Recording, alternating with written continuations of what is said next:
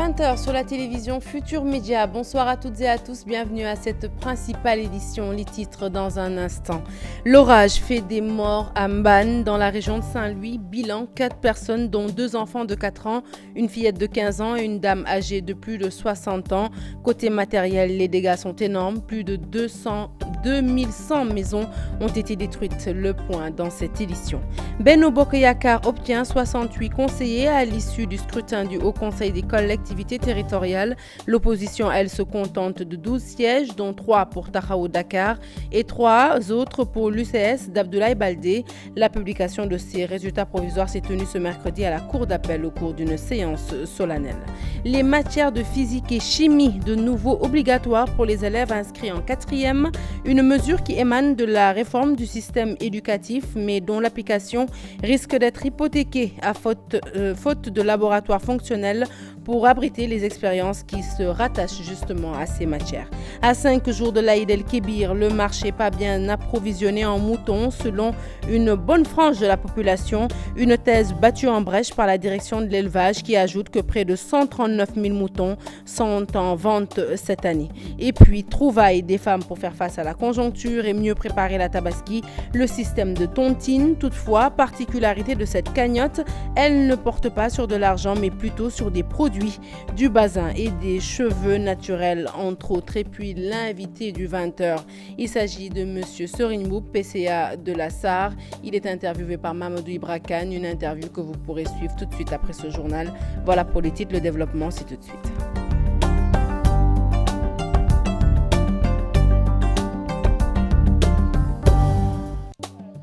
Un journal que nous ouvrons tout de suite avec la région de Saint-Louis, dans la commune de Mbane. C'est 4 personnes qui ont perdu la vie après le passage de l'orage. 2 enfants de 4 ans, une fillette de 15 ans et une dame âgée de plus de 60 ans. Côté matériel, les dégâts sont énormes. Je vous l'annonçais en titre, 2120 maisons ont été détruites par l'orage et plusieurs salles de classe ont été ravagées. Nos reporters sur place ont fait le tour de la commune pour constater les dégâts dans les 122 villages que compte Mbane. Ousseynou Diop et Habib Seck pour le compte rendu. Dans la commune de Mbane, 4 personnes ont perdu la vie après le passage de l'orage. Une à Pathé Badio, 2 à Belel Djabi et une fillette de 15 ans en classe de CM1 à Mbane village. Au moment du drame, Rokhaya Bo était avec sa propre maman dans la chambre. Quand on a secouru Daba, j'ai su immédiatement qu'elle était morte. Son côté gauche était complètement aplati. L'orage a fait beaucoup de dégâts, 2120 maisons détruites, plusieurs salles de classe ravagées à Témé-Lewa et une partie d'une rizerie complètement dévastée. Dans la commune, le maire appelle l'État à secourir les sinistrés. Nous tendons la main au gouvernement et à toutes les bonnes volontés qui, d'habitude, aident les gens devant de pareilles situations. Nous invitons la fondation de Mme Mariam Faisal à intervenir le plus rapidement possible, de même que le Croissant Rouge et Médecins sans frontières. Également les Nations Unies. Nous leur demandons de nous venir en aide au plus vite.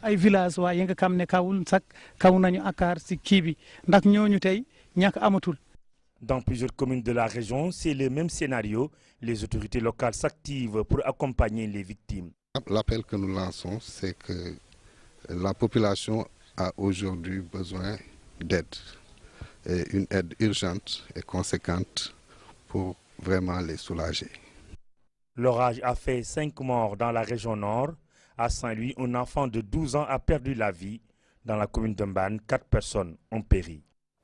La presse sénégalaise endeuillée suite à la disparition du journaliste Bara Diouf, ancien directeur général de l'APS, mais aussi du quotidien Le Soleil. Le doyen s'est éteint ce mercredi à l'âge de 89 ans. Les témoignages sont unanimes. Tous ses collègues saluent la mémoire d'un journaliste exceptionnel. Son portrait nous est dressé par Mambiram Diouf.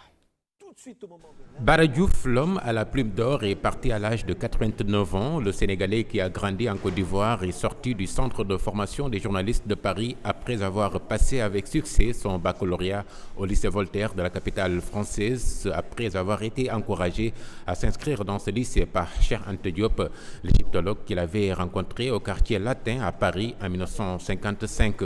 Ayant fait ses preuves au journal Le Monde où il travaillait, Bara Diouf verra son nom sur la liste des journalistes choisis pour la couverture du sommet de la communauté française à Saint-Louis. Nous sommes en 1959. Sa rigueur, son professionnalisme poussa les autorités d'alors à lui confier de grandes missions. C'est ainsi qu'il dirigea l'agence de presse sénégalaise de 1961 à 1964, directeur général également du quotidien national Le Soleil, créé en mai 1970. Plus d'une décennie à la tête du journal, le doyen des journalistes sénégalais forma plusieurs générations. Quelques témoignages après sa disparition. Un orfèvre de l'éditorial est mort, un grand homme s'est éteint, un grand journaliste disparaît, écrit le journaliste Jean Meïssa Diop. Une plume alerte, un esprit brillant, un éditorialiste de renommée, note l'actuel directeur général du Soleil, Cheikh Thiam. La démocratie, c'est l'ouverture, que tout le monde s'exprime, disait Bara, qui fut membre de la Fédération des étudiants d'Afrique noire, jeune cadre supérieur aux postes et télécommunications de l'AOF, mais aussi député du Parti socialiste le temps d'une législature. En pleine nuit, à presque 1h du matin. Que Dieu l'accueille dans son paradis. L'actualité politique à présent, large victoire de la coalition Benno Bokk Yakaar à l'issue des élections du Haut Conseil des collectivités territoriales. Elle a obtenu 68 conseillers sur les 80 recherchés pour ce qui est de l'opposition. Elle a obtenu 12 conseillers, dont 3 pour And Taxawu Dakar et 2 pour l'UCS d'Abdoulaye Baldé. Selon le ministre d'État Mbaye Ndiaye, la coalition dirigée par le maire de Dakar doit sa victoire au Parti démocratique sénégalais. Néanmoins, le responsable au niveau de l'APR invite ses camarades de parti à accepter cette défaite dans le département de Dakar. Il s'est exprimé en marge d'une séance solennelle de la publication provisoire de ces résultats. C'était à la cour d'appel ce mercredi. Fatima Ba y a assisté, compte rendu. Sur les 80 hauts conseillers recherchés, la coalition Benno Bokk Yakaar a obtenu 68. Les 12 reviennent à l'opposition. Les résultats provisoires de l'élection des membres du Haut Conseil des collectivités territoriales rendus publics. Les résultats provisoires, et j'insiste provisoires, tels que recensés par la Commission nationale de recensement, la charge pour le Conseil constitutionnel de les confirmer éventuellement. Et conformément à la loi, ces résultats dont nous venons de donner lecture seront disponibles par voie d'affichage sur le tableau du greffe de la Cour d'appel. Cette large victoire de la coalition Benno Bokk Yakaar est saluée par le ministre d'État Mbaye Ndiaye, mais la défaite à Dakar semble être une pilule difficile à avaler. Le PDS, qui n'a pas eu de liste, qui a donné le mot d'ordre pour soutenir la liste Taxawu Dakar, effectivement est le faiseur de roi. Non, ce n'est pas une victoire qu'il faut qualifier de victoire contre la mouvance présidentielle autre que une association de forces contre nature parfois. Ce qu'il y a entre les responsables, certains responsables ou certains militants de l'APR Yakaar par rapport à ces élections, je pense qu'il faut être démocrate. Quand on perd, il faut accepter d'avoir perdu.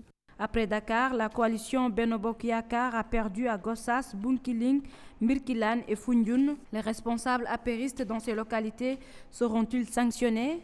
Sanctionnés négativement après chaque élection, non. Il y a également un problème de compagnonnage. Vous savez que Benno Bokk Yakaar, il y a un membre de Benno Bokk Yakaar qui a présenté presque des listes un peu partout à travers le Sénégal, en tournant le dos à Benno Bokk Yakaar. Ça aussi, il faudra regarder avec froideur qu'est-ce que cela veut dire. Les résultats officiels seront communiqués par le Conseil constitutionnel dans les jours à venir. Parlons éducation à présent. Si vous êtes élève de 4e à compter de la rentrée prochaine, eh bien cette information devrait vous intéresser. Les sciences physique et chimie désormais obligatoires pour tous les lycéens inscrits en classe de 4e. Une nouvelle mesure qui prend effet à partir de la rentrée scolaire et qui fait partie des réformes engagées depuis 2014. Toutefois, dans certains collèges de Dakar, il faut le dire, la faisabilité de cette réforme semble poser problème et pour cause. Les quelques laboratoires encore existants existants de certains lycées ne sont pas équipés pour permettre aux élèves de pratiquer justement ces matières que sont la physique et la chimie. C'est le cas au lycée Seydou Nourou Tall de Dakar. Aminata Mbaresso, Diafar Abba y ont fait un tour reportage. On a décidé que les sciences physiques soient généralisées à toutes les classes de 4e. Il n'y a plus de choix entre les sciences physiques et la LV2. C'est une matière obligatoire. Une réforme déjà mise en œuvre dans ce lycée d'application de la capitale sénégalaise. Depuis l'année scolaire 2015-2016, le lycée Seydou Nourou Tall de Dakar initie tous ses élèves en classe de 4e à la physique et à la chimie. Dans ce lycée-là, les moyens restent. Et que n'oubliez pas que comme on parle de sciences physiques, on doit publier ce qu'on appelle la pratique. Et que souvent dans nos cours en seconde premier, il y avait plus de théorie que de pratique. Alors que comme on doit s'intéresser les élèves aux matières scientifiques, la meilleure façon c'est de faire ce qu'on appelle des expériences.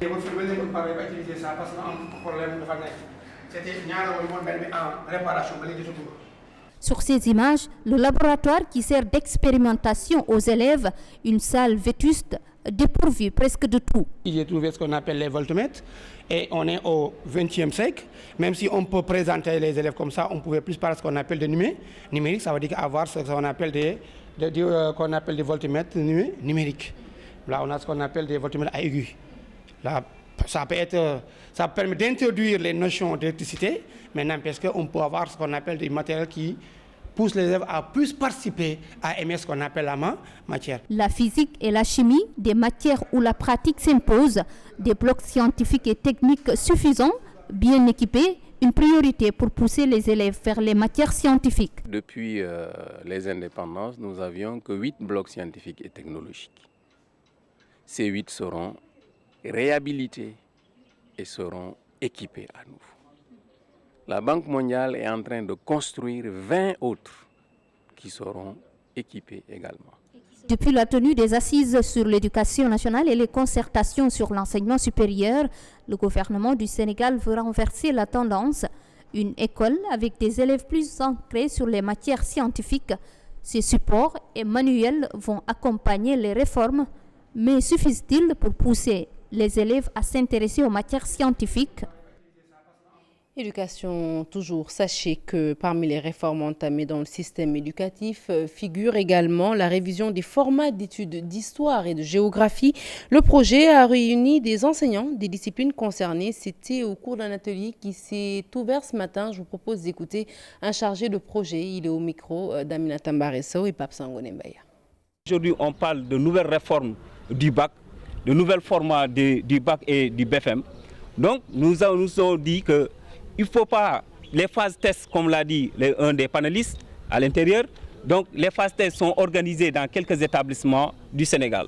Mais on a fait le constat qu'à l'intérieur du Sénégal, dans les établissements les plus reculés du Sénégal, donc ces élèves n'ont pas pu bénéficier de ces phases tests. Nous sommes dans une phase d'harmonisation, n'est-ce pas, du bac, mais aussi du BFM au niveau de tous les pays membres de l'UEMOA. Ils l'avaient promis, eh bien ils l'ont fait. Premier jour de grève des réseaux nationaux des prestataires de transfert d'argent. Alors un tour dans quelques espaces multiservices pour dresser un constat. Le boycott de 48 heures n'est pas pour le moment suivi. Le réseau Wari fonctionne, les clients envoient et reçoivent de l'argent. Maïmouna Ndiaye, Diafar Abba pour le constat. Va-et-vient incessant chez cette gérante de multiservices. En cette matinée, premier jour de grève du réseau national des prestataires de transfert d'argent, Siga Aïdara ne se plaint pas. Aucun impact selon elle. Wari dit que ce sont des escrocs qui veulent nuire à leur agence de service. C'est pour cela qu'ils envoient des messages pour dire qu'il y a grève pour 2 jours. Les gens envoient normalement, reçoivent normalement leur transfert. Il n'y a aucun problème. Autre boutique de transfert d'argent, même constat. J'ai eu des échos qu'il y a un syndicat, je crois qu'il n'est pas satisfait du réseau Wari, donc qui va en grève. Depuis ce matin, on fait nos transactions normalement, retrait et envoi sur Wari. Donc je dirais que le réseau Wari est fonctionnel. Okay, on n'est pas concerné par la grève, quoi. Du côté des clients, la situation reste mitigée. Je faisais un retrait d'argent, mais pour ce qui est de la grève, je trouve qu'elle est inutile. C'est juste un handicap pour nous tous. Je n'ai vraiment pas senti le boycott. Moi, je ne suis pas contre la grève. Cela nous permettra au moins de souffler un peu, nous les responsables. Le mouvement du réseau national des prestataires de transfert d'argent n'est pas totalement suivi pour le moment. Espérons pour ce deuxième jour, la grève va connaître une évolution. Et puis des précisions du réseau Wari à travers ce communiqué. Aucune perturbation n'a été constatée dans son système de transfert où le réseau Wari est fonctionnel et entièrement disponible partout au Sénégal, mais aussi au niveau international. Wari souligne que les instigateurs d'un quelconque dysfonctionnement ne sont en aucun cas représentatifs et n'ont guère la capacité de bloquer son réseau. Communiqué signé le groupe Wari.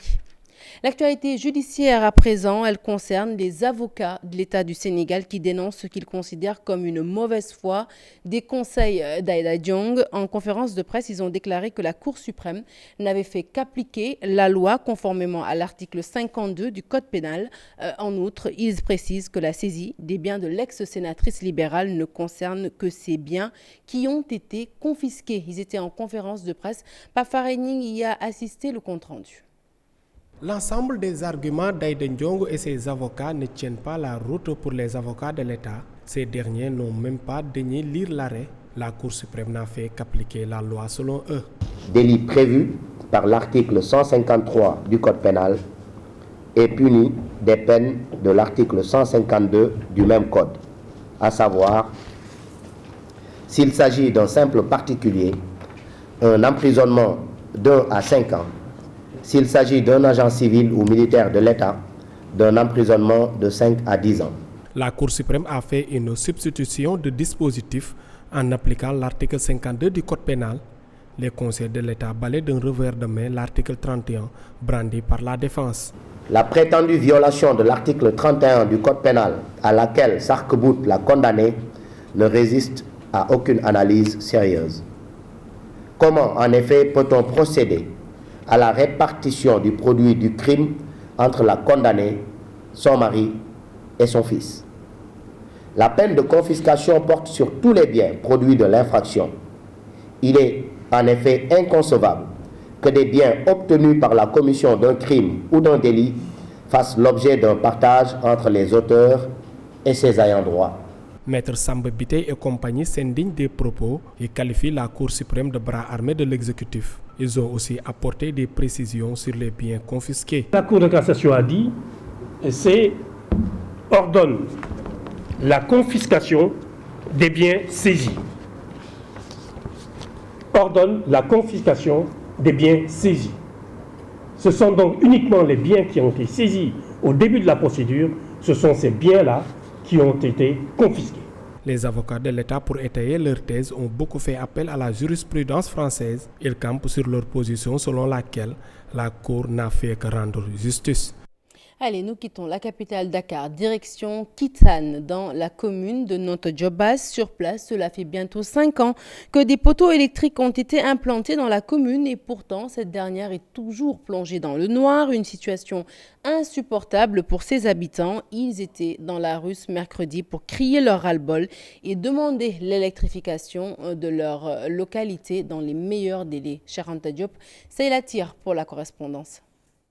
Nous sommes à Kisane, situé à 11 km de Thiès, un gros village avec ses 2000 habitants. Les populations qui y vivent ont exprimé leur colère et n'ont ni électricité ni infrastructure de base. Des poteaux électriques implantés depuis 2011 alors que le village reste toujours plongé dans le noir. Le premier point majeur, c'est le problème de l'électrification. Depuis le mois de mai 2011, des poteaux ont été implantés dans le village. Non seulement ces poteaux ne couvrent pas tout le village, mais également ces poteaux sont mal disposés. Depuis le mois de février 2014, pratiquement la quasi-totalité de la population a donné une caution de 20 000 francs, ce qui fait que pratiquement ils ont presque récolté plus de 3 à 4 millions ici. Donc depuis lors, personne n'est venu pour nous dire où en est la situation. Il y a le problème de vol, parce que qui est totalement lié à l'électrification. parce qu'il n'y a pas d'électricité dans le village. Les populations n'osent pas sortir la nuit pour au moins faire des patrouilles. C'est pour cela qu'aujourd'hui on est sorti pour lancer un message aux autorités, pour les avertir également en leur disant que donc ça c'est que le début d'un commencement. Si rien n'est fait d'ici un mois, donc nous passons à la vitesse supérieure. Les femmes éprouvent d'énormes difficultés. Pas de moulin à 1000, elles sont obligées de parcourir des kilomètres pour assurer le repas quotidien. Il y a le problème d'infrastructure, surtout pour les femmes. Parce qu'aujourd'hui, elles n'accèdent pas au moulin à 1000, surtout parce qu'elles font des kilomètres pour moudre leur mille. Elles vont à Thiès ou à Sindia. Nous interpellons directement Monsieur le maire de la commune de Noto, Djobas, mais également le directeur de l'ASER, mais aussi le ministre de l'Énergie. Les habitants de Kissane en appellent aux autorités pour une prise en compte de leurs doléances. Les jeunes de Kissane crachent la vérité. Selon eux, leur localité est livrée à elle-même.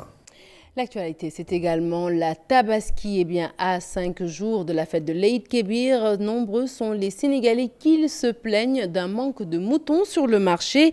Mais le directeur de l'élevage voit tout le contraire. Dame Sow révèle que la capitale Dakar a accueilli à ce jour 139 000 moutons, soit 16 000 de plus que l'année dernière à la même période. Oumar Mahmoudou Bassoum et Mohamed Dian l'ont rencontré. Reportage. À quelques jours de la Tabaski, il est beaucoup question de manque de moutons dans les discussions de certains Sénégalais. Et pourtant, le directeur de l'élevage parle d'un marché bien approvisionné. Les moutons sont en train d'arriver tous les jours, toutes les nuits actuellement. Les camions débarquent les moutons au niveau des points de vente. Et nous sommes, je le répète, à 139 000 moutons. Comparé à l'année dernière, à la même date, J-6, parce que c'est le chiffre d'hier. Nous avons 16 000 sujets de plus par rapport à l'année dernière. Damso révèle que l'État a pris toutes les mesures pour que chaque Sénégalais se procure un mouton et à bon prix. Le gouvernement, à travers le ministère de l'élevage et les autres ministères concernés, fait ce qu'on appelle la facilitation. Facilitation de l'approvisionnement, mais également faire en sorte que tout ce qui est coûts supplémentaires qui seraient supportés par le producteur au niveau de l'État, que ces coûts soient allégés, soient supprimés. C'est le cas des taxes et des droits de douane qui sont suspendus pendant 2 mois pour permettre aux éleveurs d'amener leurs moutons sans surcoût. Pour régler définitivement les problèmes liés au prix jugé exorbitant des moutons, le programme national d'autosuffisance en moutons a prévu de mettre en place un système de catégorisation des bêtes et les prix seront fixés en fonction de chaque catégorie. La Tabaski est un moment prisé par les commerçants pour présenter leur nouvelle collection de tissus. Mais malgré l'approvisionnement correct du marché, eh bien, tous les clients n'ont pas forcément opté pour la confection d'une nouvelle tenue. Certains préfèrent tout simplement rafraîchir leurs habits avec de la teinture. À Grand Yoff, justement, la teinture est devenue un véritable business pour la communauté malienne qui s'y active.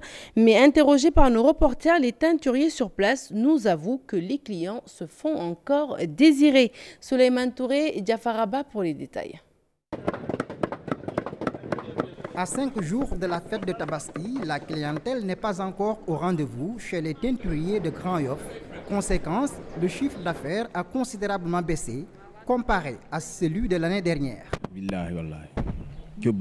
Ça ne marche vraiment pas comparé à l'année dernière. Ce n'est pas encore le grand rush. D'ailleurs, ce dernier explique que rares sont les clients qui viennent récupérer leurs commandes, un véritable gâchis. Il y a certains qui font des commandes, on y met nos moyens et notre temps, ils ne viennent plus pour récupérer leurs commandes. Installés sous des tentes avec cette chaleur accablante, ces teinturiers qui s'attellent à la finition après le lavage se plaignent de la clientèle qui se fait désirer en cette veille de Tabaski. Nous avons peu de commandes. Notre travail ne marche pas tellement. Beaucoup de nos camarades ne sont pas en activité présentement. Actuellement, on peut dire que rien ne bouge ici. Malgré cette période des vaches maigres dans un contexte particulier, les teinturiers maliens installés à Grand Yoff souhaitent avoir beaucoup plus de commandes pour rendre la fête plus belle. Parlons sécurité à présent. Sachez que l'ambassade des États-Unis accueille certains membres du gouvernement pour un exercice de préparation contre le terrorisme. Le séminaire porte sur des essais et des discussions animées à l'aide de scénarios d'attaque terroristes. Le but est d'améliorer la coordination, la collaboration, mais aussi le partage d'informations entre les services de contre-terrorisme, les militaires, la police et les partenaires en matière de sécurité. La rencontre ainsi que les exercices de simulation ont eu lieu ce mercredi matin. Ce 6 septembre également se sont tenues les 16e sessions des assises du mouvement des entreprises du Sénégal. Il a été question de la nouvelle économie, un thème pas fortuit selon le président de l'organisation Mbagnick Diop qui se réjouit plutôt de son importance. Je vous propose de l'écouter au micro d'Adi Atala. Aujourd'hui, la nouvelle économie se développe au niveau des pays occidentaux. On s'est dit pourquoi pas choisir ce thème, inviter les meilleurs experts, l'État, les partenaires des institutions internationales pour en parler. Aujourd'hui, nous avons été rassurés par M. le Premier ministre, par son discours, par les projets grandioses que l'État est en train de mettre en place pour accompagner justement le tout numérique et par ricochet donc la nouvelle économie. À l'issue de ces travaux, nous allons suggérer à l'État, de renforcer le partenariat public-privé, justement, d'ouvrir encore au secteur privé les opportunités non seulement d'investir dans ce secteur-là, mais de pouvoir justement avoir des parts de marché et exister. Alors, une fois n'est pas coutume, une brève en sport dans ce journal. C'est des nouvelles de Sadio Mané, joueur du mois à Liverpool. Arrivé cet été, l'international sénégalais a inscrit un but en 3 matchs disputés. Toutefois, il a su créer 6 occasions de but et réussi 10 dribbles sur 17 tentés. Pour ce qui est de la Première Ligue, eh bien, sachez que c'est le milieu offensif belge Eden Hazard, membre de Chelsea, qui a été classé meilleur joueur. Le dossier du jour pour clôturer ce journal, il concerne la Tabaski. À l'approche de cette fête, le moment choisi par de nombreuses femmes pour percevoir leur tontine. Des cheveux naturels en passant par du basin, c'est la nouvelle trouvaille de la jante féminine pour faire face à la conjoncture. Pour ce qui est des cotisations, eh bien, elles se font par tranches, 3 à 4 mois selon les modalités de la tontine et le type de produit. Une nouvelle stratégie que nos reporters Maïmouna Ndiaye et Mohamed Dian nous dévoilent dans le dossier du jour. À travers sa machine et son clavier, Khady Thiam Wade aide des milliers de femmes pour cette fête de Tabaski. Bazin, cheveux naturels et même des bijoux en or, Madame Wade gère toutes ses tontines via les réseaux sociaux. Un fort taux de participation. Pour les cotisations de la tontine de cheveux naturels, je l'ai fait sur une modalité de 4 mois. On a commencé en début août. Les filles prennent, si elles veulent la longueur 14 par exemple, qui coûte 45 000 francs, si la fille, par exemple, veut prendre 2 boules de 14, la somme totale c'est 90 000 francs. On divise cette somme en 4 mois. Elle donne en début août 22 500, en début septembre 22 500. De là, elle peut recevoir son paquet. Et elle continue de verser les 2 mois qui suivent. À part les chevaux, il y a le Diesner, il y a la tontine de l'or où pratiquement il n'y a que des filles qui vivent à l'extérieur qui participent. 2 ans au service de la jante féminine. Aujourd'hui, Khady ne regrette rien. Il y a des retards, mais je gère. Parce que des fois, je complète avec mon argent ou des fois, je complète avec le fonds de caisse. Il y a une fille qui était venue chez moi la dernière fois, c'était pour récupérer ses 10 mètres de basin. Elle me dit, est-ce que je peux laisser ma photocopie d'identité ici? Est-ce que tu as confiance en moi? Je lui dis oui. Parce que tu as confiance en moi en premier. Tu m'envoies ton argent depuis avril. Tu ne m'as jamais vu. Donc moi, je me dois d'avoir confiance en toi aussi. Pour les bénéficiaires, elles sont nombreuses à recevoir leur tissu à ce jour. Une grande opportunité pour cette dame. Mieux vaut payer par mensualité. Comme ça, 6 mois à l'avance. Comme ça, Un mois avant la fête, tu as tes cheveux, tu as tes bazins, donc tu as tout le temps pour aller chez le tailleur. Ça là, c'était à la Korité. Maintenant, pour la Tabaski, j'ai commandé des cheveux raides, longueur 30 et frisés aussi. Si Mambao Sam cherche un tailleur, Mbayang Thiam, elle, a déjà cousu sa robe pour la fête de l'Eid el-Kébir. Ma tenue pour la fête de Tabaski est déjà prête. Vous voyez ma robe? Rien à dire. J'avais fait de même pour la Korité et j'en ai fait aussi bénéficier aux membres de ma propre famille.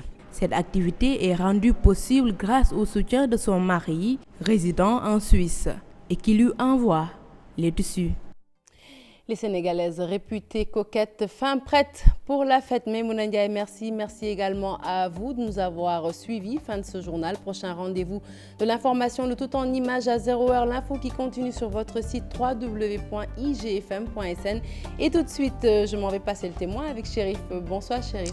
Bonsoir Sarah, coquette et intelligente. Paraît-il que tu as passé toi-même ta commande. Hein? Oui, ça y est, c'est fait. Ben voilà, en tout cas, nous on va parler de pétrole dans un instant. C'est aussi un milieu très très juteux avec le PCA de la SAR, dont l'invité du 20h.